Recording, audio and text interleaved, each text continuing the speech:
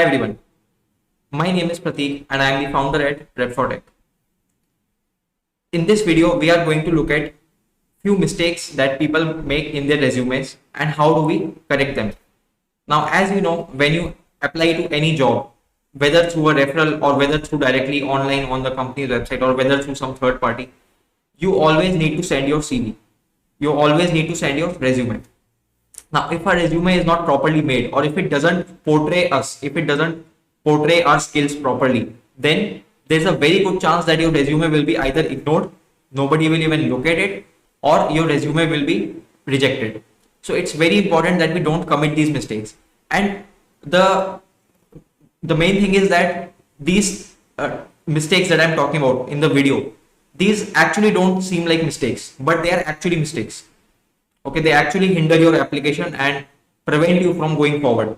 So let's get started and look at those mistakes and how do we correct them. Mistake number one. The biggest mistake that people make is they will make their resume using some fancy resume maker and then convert it into an image. Okay, I have seen many times people contact me many times on LinkedIn asking me to review their resumes, and one of the things that I have seen which is very common is that sometimes people send a resume in image format. Okay, they will send an image format or they will send a non-editable PDF version of their resume. So one of the biggest challenges with this type of resume is that this makes it harder to read your resume, and harder to read not from a human perspective but from a computer perspective.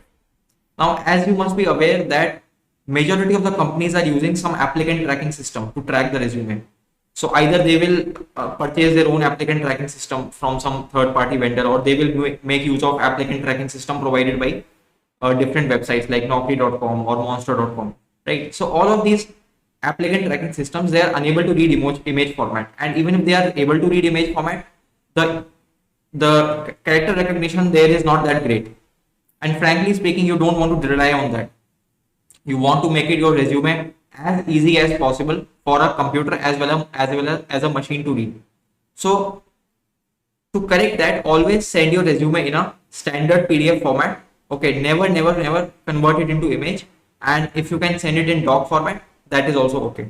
But nothing fancy, no fancy formats, no images, nothing which obstructs the scanning of the resume. Okay, so that was tip number one. Tip number two.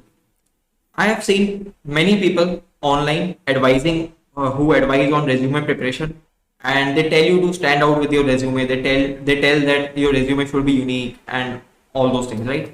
Now, what many people do, they think that if your resume is unique, then you should use a unique design, or you should use a lot of colors. You should use something fancy.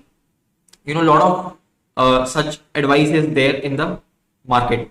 And even if some people don't directly give that advice, generally people assume that if you use a lot of colors, if you make your resume format non-standard, or if you do something fancy, then it will stand out and you will get an interview call. So that is not true. Okay, if your resume format is unconventional, if you are using a lot of colors, lot of different design, yes, you will stand out. Okay, if somebody physically reviews your resume. But again, in front of an applicant tracking system, all of these things don't matter. And in fact, if your design is unconventional, it will make it harder to read. Second thing is that even if you are using fancy colors and let's say some human is reading your resume, then also the issue is that your resume will stand out, but you will not get an interview call. Okay, the reason being that now you have shifted focus so much on your design skills instead of your actual skills.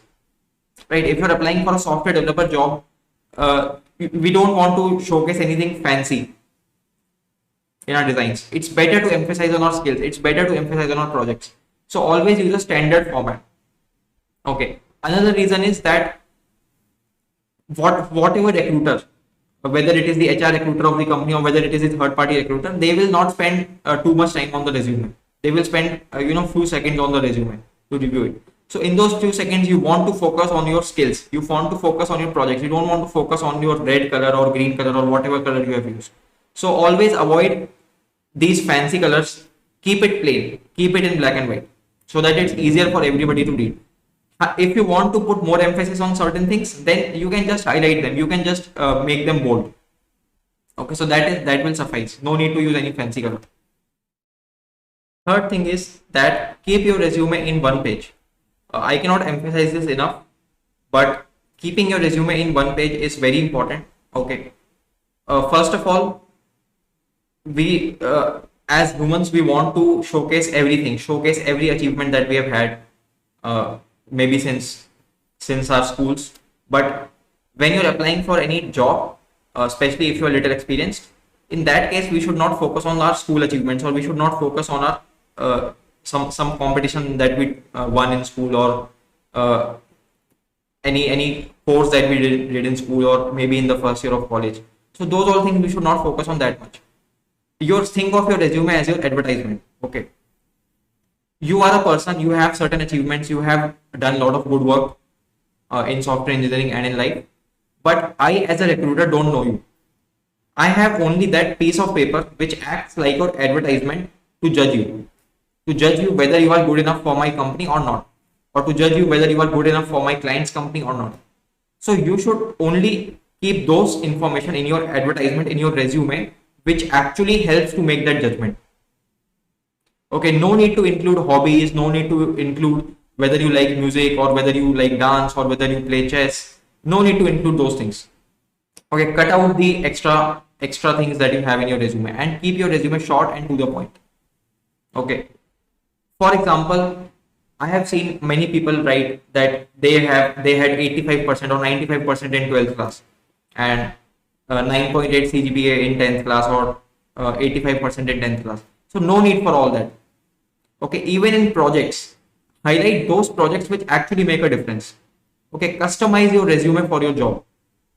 For example, let's say you have experience in front-end development, you have experience in back-end development, you are more specialized in back-end, but you have done some hobby projects in front-end. Now, naturally, you would want to write both these projects in your resume, right? Because you want to showcase that yes, I am a full stack developer and I know all those things. But if you are applying for a back-end job, then you need to focus more on the back-end development projects. Like for example, if you have 3 projects, 2 for backend and 1 for front end, right? And you don't have space for all 3 projects. You can only include 2 projects. So in that case, customize your resume for the job. Instead of including 1 backend and 1 front end project, if you are applying for a backend development position, include 2 backend projects, because that is your best advertisement, right? Because having 2 backend projects will put more emphasis on your backend development capabilities. Similarly, if you're applying for a let's say a Java developer job, then highlight Java projects.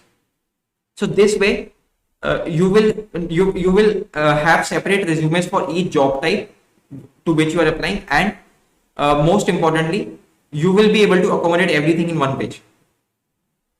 Okay, by cutting out the non-essential items. Similarly, if you have a lot of certifications, no need to include those certifications in your resume unless they add value. For example, I am a backend developer, right?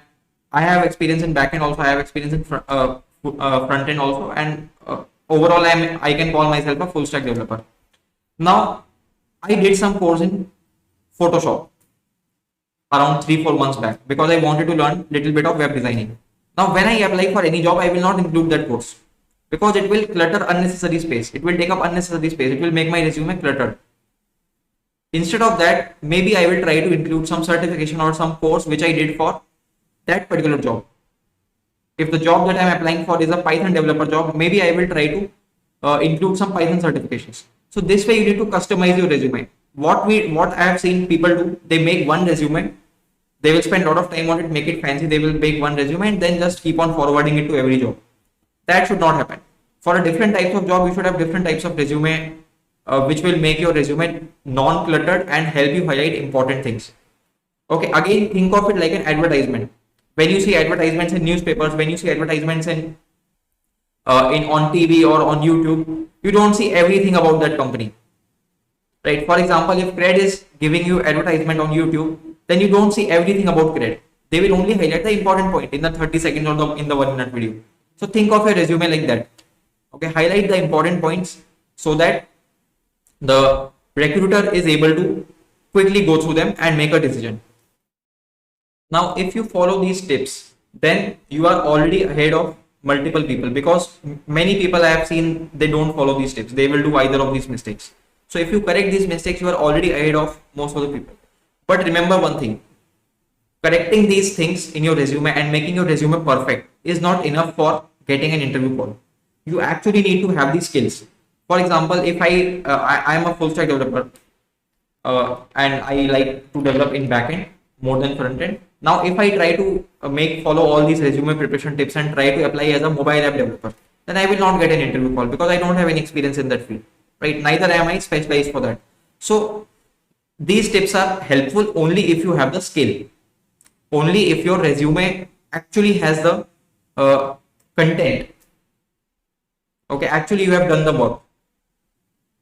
Otherwise, these tips are not that useful. So always focus on upskilling yourself. These things are small things. They can only harm you if you have done the other things right. If your other things are lacking, if you have not upskilled, or if you feel underconfident in your skills, or if you don't like coding at all, then these things will not help you. So that is first. Resume preparation is second. And if you feel that you are ready for preparation and maybe due to resume you are not getting interview calls, or maybe you want me to take a look at your resume directly, then please connect with me on LinkedIn and send me a message there. Okay, I will take a look at your resume then and there. Okay, thank you. I hope these tips were useful, and in the next video we will talk more about resume. We will